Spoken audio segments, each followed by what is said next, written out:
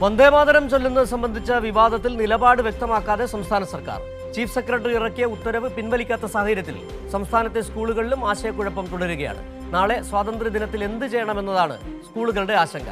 സംസ്ഥാന സർക്കാർ പുതിയ ഉത്തരവ് ഇറക്കാത്തതാണ് ആശയക്കുഴപ്പത്തിന് കാരണം.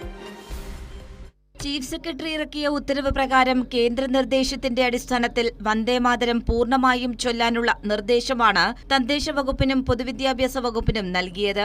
എന്നാൽ ഉത്തരവ് വിവാദമായ പശ്ചാത്തലത്തിൽ സർക്കാർ തീരുമാനത്തിൽ നിന്നും പിന്നോട്ടു പോകും എന്നതാണ് ലഭിക്കുന്ന സൂചന. പക്ഷേ അപ്പോഴും ഒരു നിലപാട് വ്യക്തമാക്കാൻ ഇതുവരെയായി സർക്കാർ തയ്യാറായിട്ടില്ല.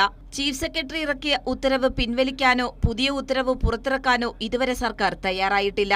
ഇത് വലിയ ആശയക്കുഴപ്പമാണ് സംസ്ഥാനത്തെ സ്കൂളുകളിൽ സൃഷ്ടിച്ചിരിക്കുന്നത്. നാളെ സ്വാതന്ത്ര്യദിനാഘോഷ പരിപാടിയിൽ വന്ദേമാതരം മുഴുവൻ ചൊല്ലണമോ വേണ്ടയോ എന്നുള്ള ആശയക്കുഴപ്പം സ്കൂളുകളിൽ തുടരുകയാണ്. ജില്ലാ ഭരണകൂടങ്ങൾക്കും ഈ ആശയക്കുഴപ്പം നിലനിൽക്കുന്നുണ്ട്.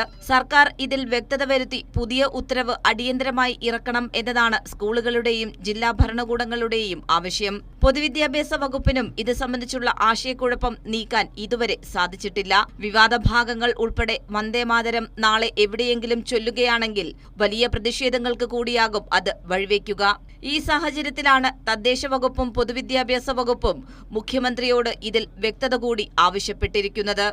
കൈരളി ന്യൂസ്, തിരുവനന്തപുരം.